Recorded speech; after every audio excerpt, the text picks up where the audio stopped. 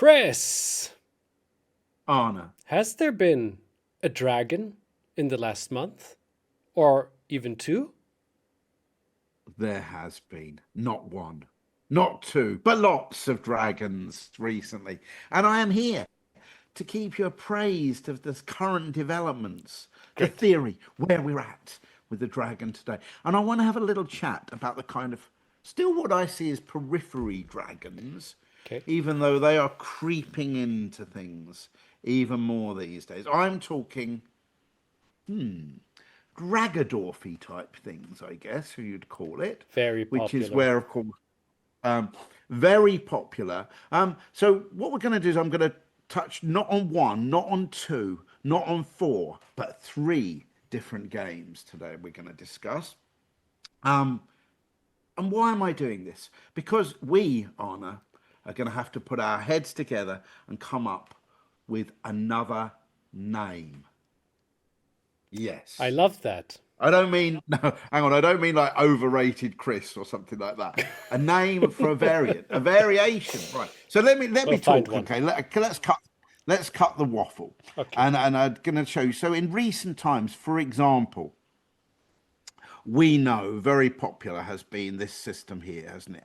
Knight c6, f3, h5. Do you remember the name of this variation? Well, was well, wait, didn't we make it up too? Like, wasn't it the No, no, Dragadorf? we didn't make it up. I like to think that I didn't make up. Yeah, no, I don't. I'm not going to claim credit. But originally, this we knew this is. We've covered this a little bit on the site. This is known as well. Somebody else named it the Hungarian variation. Oh, The Hungarian. So this has already got a name. So let's forget that for the moment, okay. right? So that is a system we've covered quite a lot recently. I think if Black plays A6 here, with an inclination to do Najdorf type things on the queen side, but leaves this bishop here. In the past, I've called this the accelerated Dragadorf because you're leaving Yes. that bishop on f8. Um, but what I wanted to discuss first of all is I want to talk here about the normal Dragadorf, which is a6. So what's clearly happened? So black has played the move pawn to a6, which usually implies that he's preparing, as I've just mentioned, to do Najdorf things on the queen side, dragon things on the king side, but keep the king in the middle of the board for the time being, keeping white guessing, am I going to castle king side? Am I going to castle queen side? Am I going to stay in the middle? The possibilities are endless. Well, three. There's three. What am I going to do with the king? So basically, keeping white guessing. That's typical. Now, but the question is, and this is the big thing here, after queen to d2, the most common move for white, because white is saying, well, you can do what you like. I'm generally going to be castling queen side anyway, and let's see where things lie after that. So in this position here, though, like I mentioned, black isn't planning on castling kingside here. He's not planning on going knight c6, which is a normal dragon type move. What he's thinking of doing, basically, there's three main continuations here. Black can either expand with b5, black can put the knight onto d7 first, Hmm. or black can play the move h5. And I think it's fair to still call them under the jurisdiction of the Dragadorf because still the intention is there to expand on the queen side. But the problem is the move b5 immediately arguably shows white black's hands a bit too soon. Hand rather a bit too soon. And after a4, white does get the chance to challenge this queen. So it's certainly not the end of the world for black, but that gives white the possible plan of just attacking this situation down here, maybe changing plan and castling kingside and getting all positional on the queen side of the board. So actually, the most common move in this position is for black to play knight bd7, essentially saying, I'm going to wait until you've castled, then I'll go b5 because then I'm not worried about any sort of positional play with the move a4. Certainly. However, another move, one of the questions is, does white black need to do anything to cut across this move g4 or not? That is the big question. And that is why third option available for black is to play the move h5. And I like it. I like it because I don't like it when white is castling short. And it is a little bit more of a prevention to do so, or is it not? Or is it Well, nothing I'm to not so fear? sure. I'm Oh, not so sure because if you think about it, why are you playing h5? You're playing h5 to stop g4, but why wouldn't go g4 if they were planning on castling kingside? you're right. Yeah. So the logic there is, yeah, slightly different from that. But let's have a look at. So I've picked three games essentially that have come this month to highlight these kind of side systems, if you like. Okay. And this was a game here. Very reasonable players involved in this particular game. H5 was played, and so white bishop to c4, black knight bd7, and white castled. So yeah, the first opportunity thing is that white took the opportunity to bring their bishop to c4 by virtue of the fact that there was no pawn on b5 at that moment. So that became a possibility. So the bishops come to c4, and here, what could black do? Well, I would imagine very sensible would be b5, bishop b7, rook c8. But let's just stop here for the second. The pros and cons of playing the move h5 early. Well, it does, of course, hinder this kingside expansion. It leaves white a little bit loose around, a bit tender around this square here. And this is why I've brought this game up, just because I want to highlight some of the dangers available to black, or the dangers that are there for black that we should certainly try to take on board. So queen c7, though, I think absolutely fine move. Bishop b3, and then black played b5. So not that it was necessarily a threat, but by going queen c7 first, they made sure there was no funny stuff with knight c6. Over to white, what's white going to play? And often we see this move, king b1, typical useful move, waiting to see what's going to happen.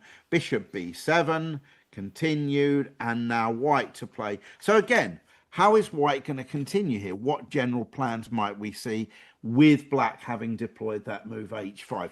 He might have wanted to go, he would have wanted to go g4, h4, and h5, given the chance to create a little bit of tension on the black king side. But we know typically the move h4 will be met by h5 in the Dragadorf by black anyhow.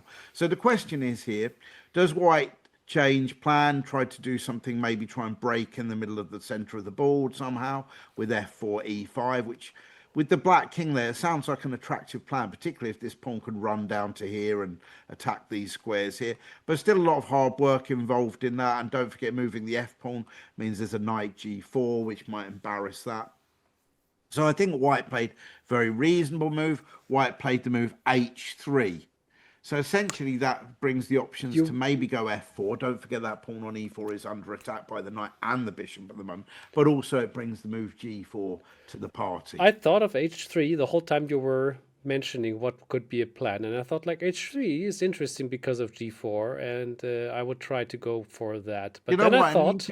I think you could just get rid of me in future, and you can. Then you'd have had you've got the correct. You'd have got the right solution without the waffle ahead of it. But everyone's sitting at home thinking, just let Arne take over. Come on, you know.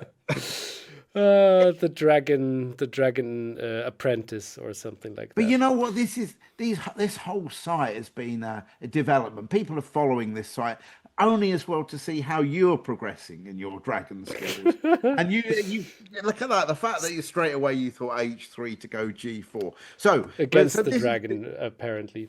Anyway. So yeah. So here we go. So black now played. Okay, what am I going to do with black? Well, obviously, the problem with putting the queen on c7, you can't like sacrifice the queen on c3. Difficult. Not that we were going to do that just yet, but that's the sort of thing you do with a rook when you give up the exchange. Black played knight e5 here. And the idea is he's now clearing the way for this other knight, should it be required to drop back to d7. Here we go, like this. So white's played g4. No prize for guessing why. He would love black to play h takes g4, h takes g4 and get that h file open. But black, of course, is not going to be so obliging. So I would have thought, for example, very reasonable here for black would be just to go rook c8. And if that pawn does come down here, the knight would move. How do we assess this sort of situation? Well, black would have happily seen the G and H file sealed off, so there's not going to be any rook action there. But of course, there is potential for things to happen down here, and particularly a bit of a hole in that square. But the black knight might come to here to patch up some of those. I've drawn a lot of red lines on the screen. So in fact, in this particular game, where there's going to be a lesson to be learned for black, black played knight fd7 straight away. A kind of prophylactic move, if you like. But White says, well, I don't want to go g5 now. For starters, I'm not attacking that knight. Now you've moved it, so I'm just going to take on h5. Which way are you going to recapture? Well, pretty clear that black has to recapture. With the rook, does not want that h file open. And I think this position is still absolutely fine for black. I think there's 2 pawn islands as compared to 3. Everything is kind of pretty solid at the moment, and black still has some very obvious plans to progress on the queen side of the board. However, you need to be a little bit careful, and this is one such example. There's plenty of solid moves black could have played here. I think this knight could now have said, well, now things are clear. I could return to f6, offering a bit of support to everything. I could even put my knight on c5. But danger alert. Alarm bells should be ringing. Black played the move knight c4. And can you, Arne, spot a tactic available to white here? Or anybody. Pause your screen right now, if you've not already done it, and I'm talking for no reason at all, and see if you can figure it out. Can we see a tactic for white here? I can see one. Go for it. Knight f5. Wait, that is actually really working. Yeah. Well, is it really working? No, because don't forget, I'm attacking this little guy. Yeah. It doesn't matter. And could I give that? You take it with the give that one up. I mean, yeah, I love the way you're thinking, though, Arne, and I'll give you a clue. You are along the right line. Yeah. So what if we take the knight before? Hey, say that again. What if we take the knight on c4 first, and then we go knight f5? You could do something like. Oh, that's a possibility. That's a possibility. But then maybe. Oh, I can see. Yeah, you could do that. I'm thinking you can do better. There's something else better. Yeah, there must be something better. Apologies. So, good. Okay. So what about knight takes b4? Oh, it doesn't work. Pardon. There's a rook. There's a rook. You're so close. Talk about the move queen. Oh my god, now I see it. Finally. Yeah, it took a while. It's beautiful. There's so many options. So knight e6. Yeah, this is a killer, this move. Yes, it is. And now this is now a case of Fork City, Arizona, because that knight is forking the bishop and is forking the queen, which in itself would be another fork, of course. So if, for example, this knight was able to take this, then there's other things that are going to be taken, loads. Well, so let's see. So this is the move which suddenly sprung into play in the game. And I do not want any of our listeners as black to be falling for this sort of thing. Let's show why it's quite so strong. Well, funnily enough, actually, if black played, just ignored that and played the move knight a3 check. We're going to picture it in our head. I'm not even going to play it. Okay. That might save the day after pawn takes knight, queen takes knight, because then the queen would at least be protecting the bishop. Wow. The problem is that the king can just go to c1, ignore that knight, and we're no better off with the queen still being attacked over here and the bishop being attacked. I know, let's not forget that in itself is another fork. So we've got forks left, right, and centre. May the forks be with you, but unfortunately they're not with black at the moment. So not much choice. Black took that knight, and then queen takes g6. And just to show you, so this is another fork, of course, the king, the rook, and the bishop. So where does the king go now? Well, the king actually chose here to, try and do a runner and run over to the queen side. If it had stayed here, king f8 to protect. Let's show you an example of how things could have gone horribly wrong. Bishop takes pawn now, threatening checkmate on f7. So even though this knight's ready to pick off some material, we need to deal with checkmate. Knight e5, and of course, let's see now, rook hg1. And can you? Let's do another tactic. This is like Tactic City. I mean, what is going on here? This is amazing. Knight takes. Can you see a nice little combination here, Arne? For white now. Yeah. Unfortunately, they've been for white for the last few moments. Don't worry, we're going to get back to reality and black winning in the next game. Oh yeah, it's queen h8 check. That's beautiful. Queen h8, lovely. Yeah, there we go. Here, and checkmate. So this is a very dangerous attack. In actual fact, the king went to d8 and the queen took the bishop. This is lovely stuff here. And threatening all sorts of like back ranky type stuff is happening as well now.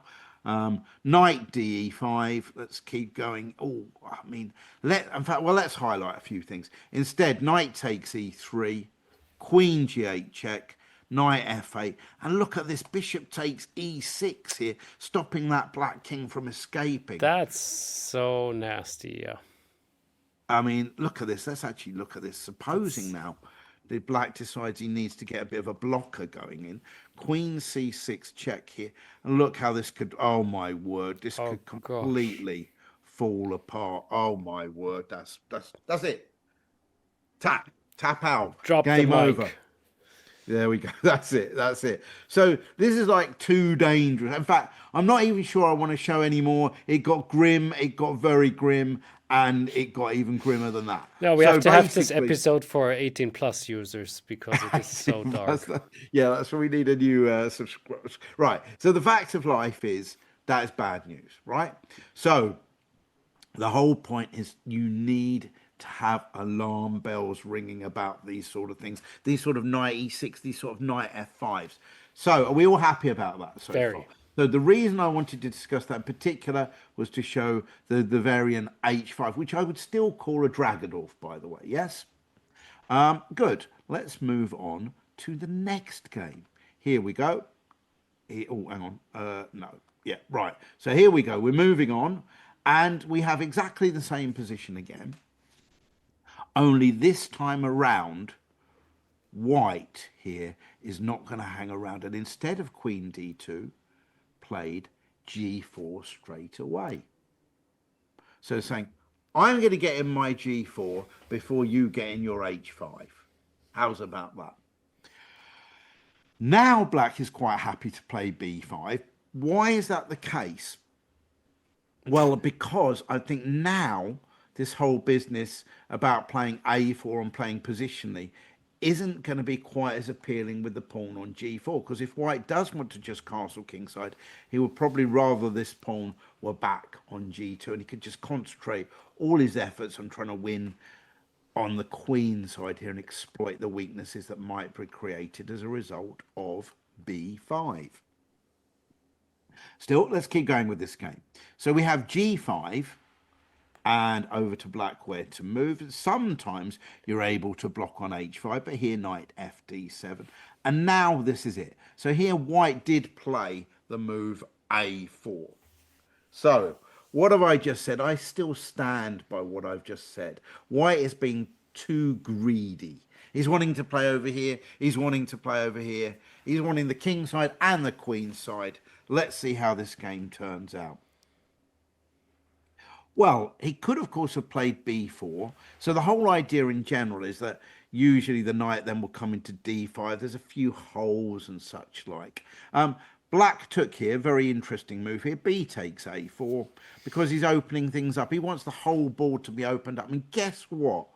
Black is not ruling out castling kingside soon because now there's no bishop h6. It's going to be more difficult to deliver a checkmate. Whereas the white king, not entirely clear where that's going to end up. Let's see how this game pans out. White says, well, you know what?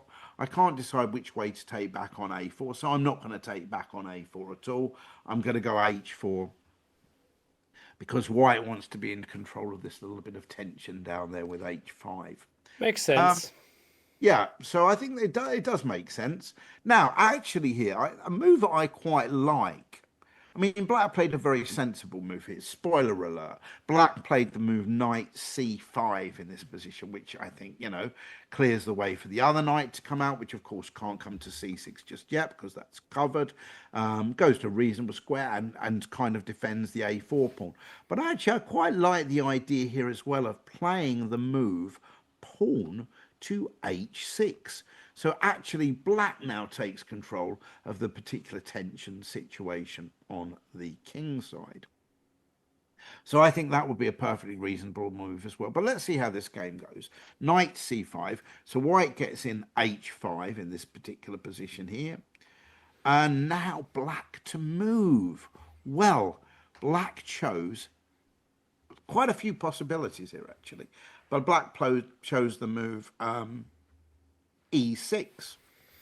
What other moves are available? Well, the question is white threatening h6? Do we really want to have to go back to f8? Probably not necessarily, Not so nice. unless it's got a way to then come back out. So I think e6 offers a few possible things. I can see why black played it. It controls the d5 square. It allows the queen a view of the king side and facilitates a possible retreat. Queen d2, bishop d7, offering more protection to this and facilitating the move knight c6. And now white, I think, went a little bit off the rails. I think the game is still kind of in the balance here, to be fair. But white played the move queen h2. Oh, What does that do? That looks two different directions. On one hand, he looks like he's going to take over here. And if black wanted to take, then there's going to be queen takes rook with, guess what, some skewer action happening down here on the back rank. that works. But of course, it's also attacking that pawn on d6. Yeah. However, so the black queen now swings out to action, coming out of the skewer of things, protecting the pawn, and now attacking that pawn on b2.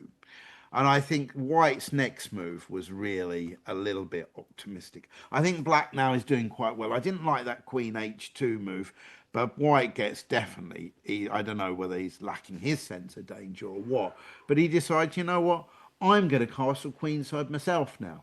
But that is surely asking for all sorts of trouble. a3, come on.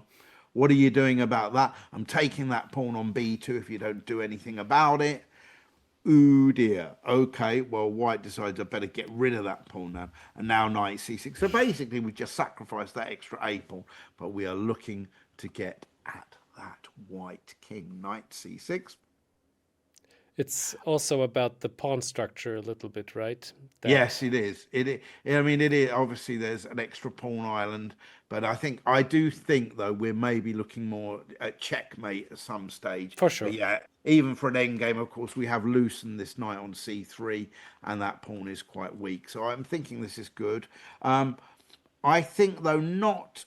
Obviously, the skewered thing does apply now. I won't play it, but if h takes g, then queen takes rook, bishop takes, winning the other rook over there in the corner. That's two rooks and a bishop for a queen.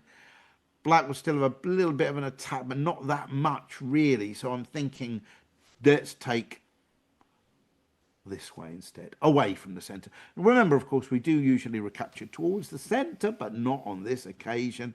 Let's keep going. So the white knight dropped back to e2, offering some support, but of course the main reason now was to gang up on Rook this takes, e6. or no, queen takes, you think? Okay. Yeah, one of those two. Yeah, one of those threatening to take one of those two. But this is easily solved by this move, knight e5, protecting d6 with the queen and eyeing up such squares as f3 and c4. Bishop d4, rook b8. Here we go. Yep. Also, actually, I do quite like knight c4 anyway. I'm not going to lie.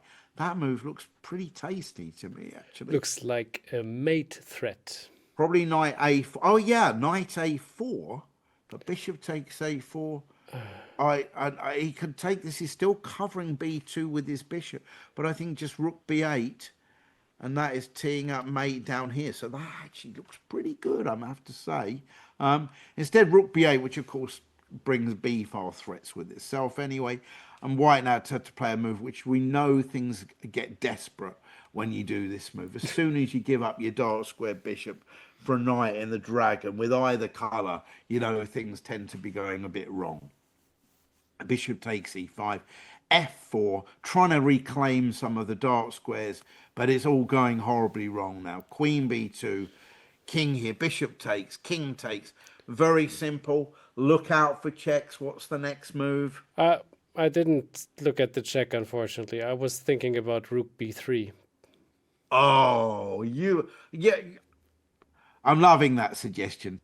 It's not as good, of course, but it's but the b3 square. B3 square was what I was after. That's much better, yeah. Knight b. Well, hang on, king here, and now rook c8, and now we're absolutely crashing through on c3 or d4. The knight tried to move away. Queen here, check. Oh, it's all going horribly wrong. Check. King here, queen there, check. He's got to block it with the bishop and bishop b5.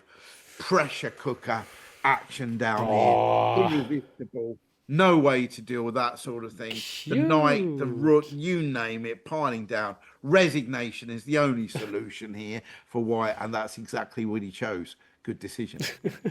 So we've got a couple of Dragadorfy things that we've looked at so far. Now we're going to move on to our third part of the session. Hang on. Let's just do something there. Part number 3. Right, here we go. Are we ready for that final installment of the session? So here we go. And this features, I'm not going to lie, I'm going to give a shout out to this guy. So you're going to see why in a second. I'll mention it. Is it the same guy who is always playing? It is the same guy. Arne. Who we had last month, right? So we had this guy last month. We featured him. I think. Yeah, shout out to you. Yeah, and this guy, right? He's a Vietnamese IM, right? Who seems to be championing this. I feel you will say my own language. Championing this little variation, which is what we need to find a name for. By the way, that's coming to. But he's an IM, and do you know what? He was born in the year 2011. Which means he's only 14. Yeah. He's pretty good, by the way. He is. He seems to win effortlessly. So anyway, let's check out this game. We need to invite him to the show one day. Oh my God. Oh my God. Oh my, I didn't plan this at all. I'm not, man, this is it. Look at this. This is like live TV, except it's only live for us right now. The fact is, this guy, oh my word, Arne. What's happening now? What? Right, okay, let me calm myself. Something happens on live TV. This is on live. Right, I'm going to show you something. Oh my word.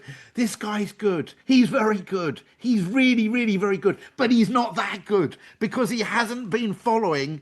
He hasn't got my DVDs.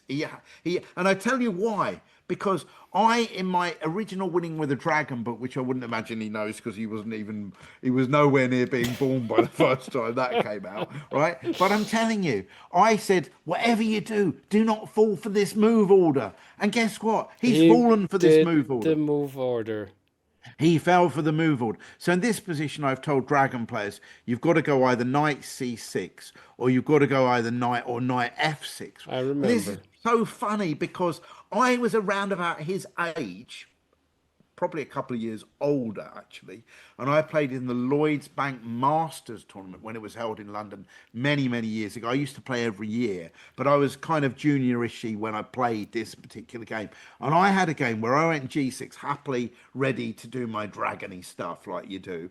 My opponent went d4, I took it. And then my opponent just took with the queen. And I thought, oh. That's not allowed. Yeah, that's exactly the way I thought about it. I thought, uh-oh, that is not allowed. And I thought about this for a while, and I ended up replying with the really ugly f6, which is just a terribly ugly move. And everyone's going to say, Chris, what are you talking about? Why didn't you just put your knight on f6? But then I was very worried about the prospect of e5. Because if pawn takes pawn, queen takes queen, king takes queen, knight takes e5, that felt really ugly. And if knight c6, bishop b5, that also felt pretty grim. So I'm telling you now, telling you, Mr. Dao Con Jai, from, if I've said that pronouncement right, from Vietnam, please don't fall for that. Count yourself a bit lucky that you got away with your opponent just taking back on d4 with the knight. Look at that. Everyone's watching. They follow that little tip now. Okay, so do not do that. Of course, the problem is, and I understand this now, if you go knight c6, which would be fine for transposing into a dragon, you wouldn't be able to do a Dragadorf then because you've already committed your knight to c6. So knight f6 just seems like absolutely the way to go. And you could say to me, well, why not go knight f6? And the only reason back in the old days I would say that is because if white now wanted to do a kind of closed Sicilian type position, I might want to be putting my knight on e7 instead of f6. But white can't go f4, so that is kind of not really in the overall scheme of things. That's not such a big deal. So just play knight f6. I need to ask one quick question Yeah, go just for to it. follow this up. What happens after e5? Can you please show one solid variation? No, like knight f6 and then E5, you mean? You want me to talk about the Italian game, the Roy Lopez? Yeah, can you give us a short variation? A What quick happens summary. if you don't want to play the dragon for some reason? No, but like Right, okay. So what was the question here? What to do about E5 here? no. Knight knight f6, and now white plays e5. Oh, yeah. That's what I love. That's what I love. Yeah, E5. Well, you can just take it, can't you? And then you can just like challenge it with a knight or something. I mean, if White ever does things like this, all he's actually doing is doing mass swapsy wopsies. It doesn't really help him very much. Oh, right. We're just advancing with a6 and maybe at one point b5. Yeah, And that I looks mean, good. this. Okay. I'm loving what you're doing here because look at this. I mean, this is great. People are watching this sort of thing, thinking this is great material. If, for example, we look at this opening here, hang on, I'm hoping they think it's great material. Then they might think, for example, after knight f6 here, then e5 might be queen takes d7, castles, knight f6 here. Then maybe e5 is going to be a little bit different now because they need to have to expend a tempo on their knight. That's where it could become a bit fidgety. Still, actually, not so bad for black this position at all. But yeah, I don't think that's a big problem All right. there. Cool. Look at that. We have really come across so much stuff today. So anyway, so g6. So we've already established g6 is probably a mistake here, I think, anyway.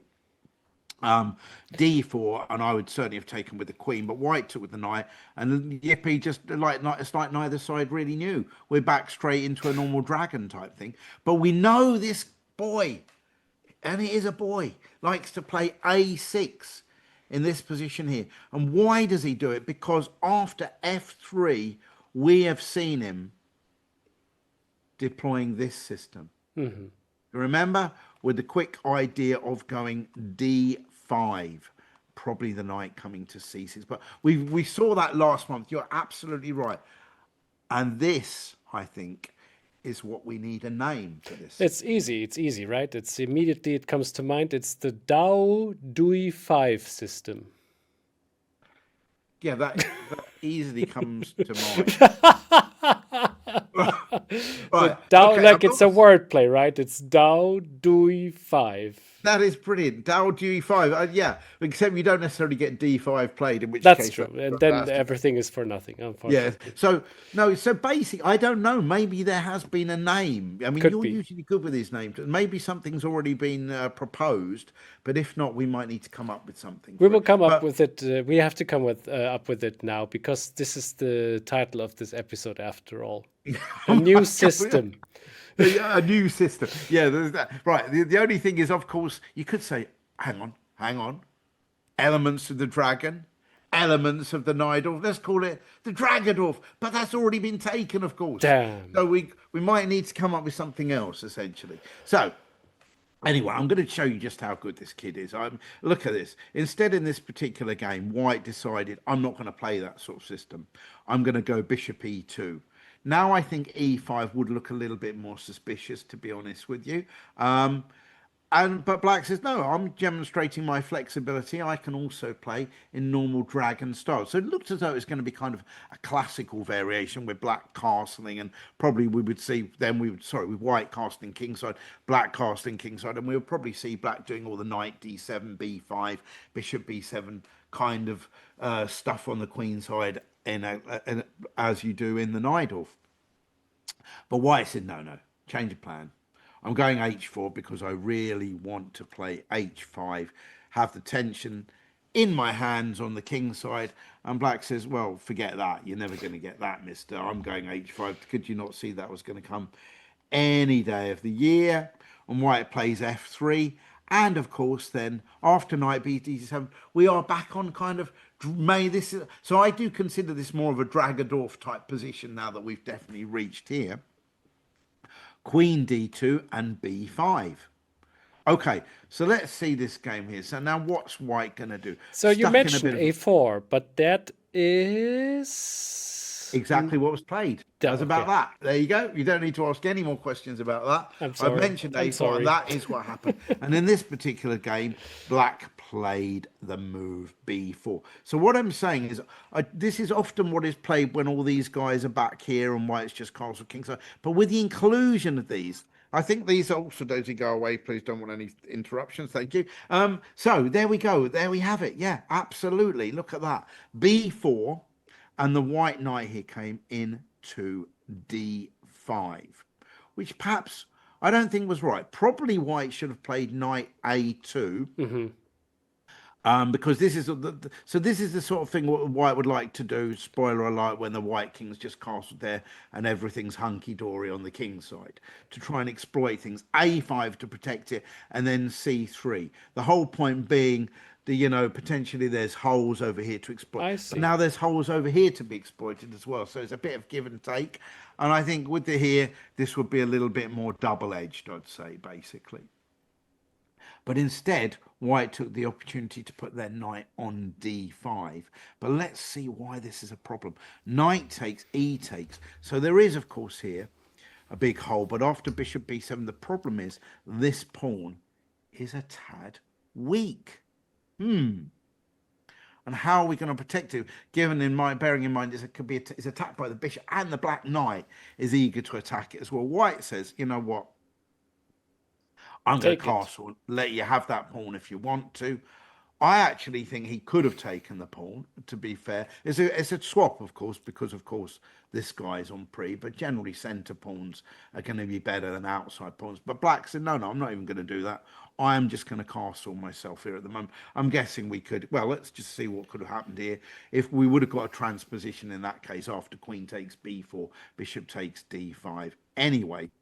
But White says, no, I'm going to play bishop h6. Of course, we're not going to get a same sort of h-file checkmate that we would normally have got with the h-pawns going to h5, the normal kingside attack. That's not happening here. White's king's, of course, castle on the kingside.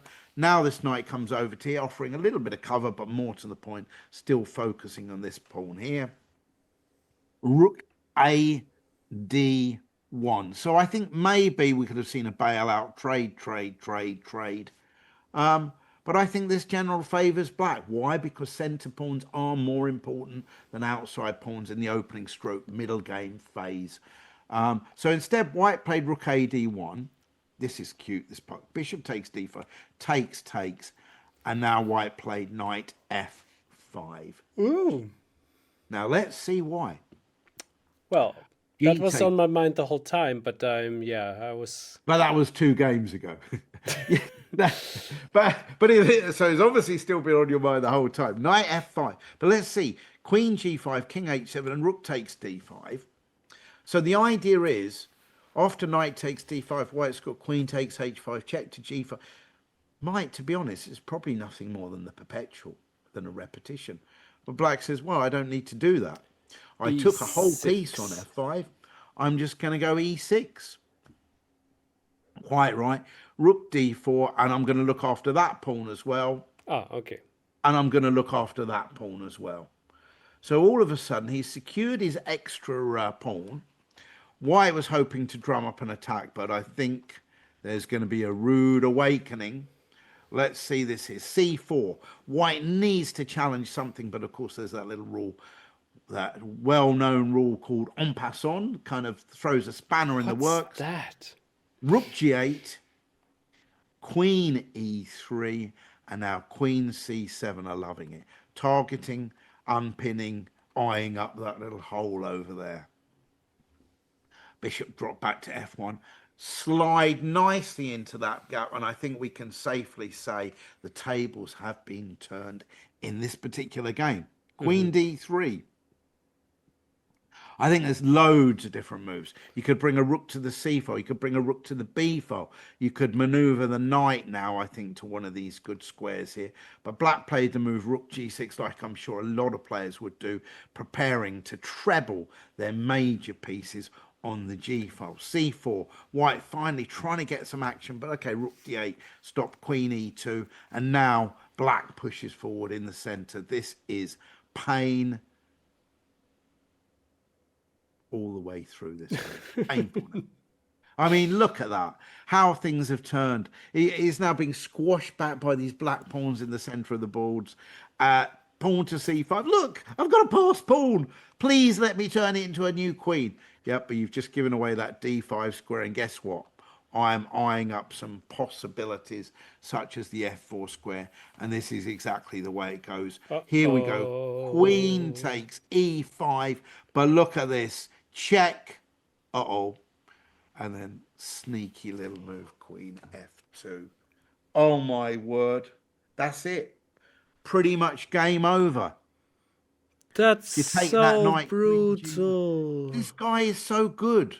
I'm telling you, he's good. And he's got this new system, which it wasn't really the new system here. It was more of a Dragadorf, I think. Yeah. But I mean, this guy is incredible. He is young. He is talented. He didn't know about going G6, about the other little thing. But now hopefully... He'll learn. Hopefully We will someone will mention tell it. him. Yeah, please tap his shoulder going, hey, you saw the last episode and the one before. They're talking and the about one you. before. He's really good. He's probably thinking, oh, God, they're giving away all my opening secrets. Could really Like be. that'd be a true professional. Yes. So, no, I'm absolutely loving this. So this guy, so the main problem is, it wasn't here, as you can see, but we do need... I think it's something we might need to give some thought. So if anyone's listening, they might want to put in some suggestions into the, into the suggestion box if one of those existed somewhere. Okay. Yeah, we have our comment section in YouTube, so feel free to... comments on YouTube, or of course someone might know maybe there has been a name already given. Yep. I mean, to be fair, the boy himself should have some sort of input if he really wants it, and maybe it should be named after him. But it does seem to me he is the main guy playing this system at the moment. And by the way, can I just say this? I did get an email completely independently from a friend of mine that plays for a Welsh team, and he said the captain of his team saw our video, played that system, and won a very nice game in the Four Nations Chess League. And he sent me the game.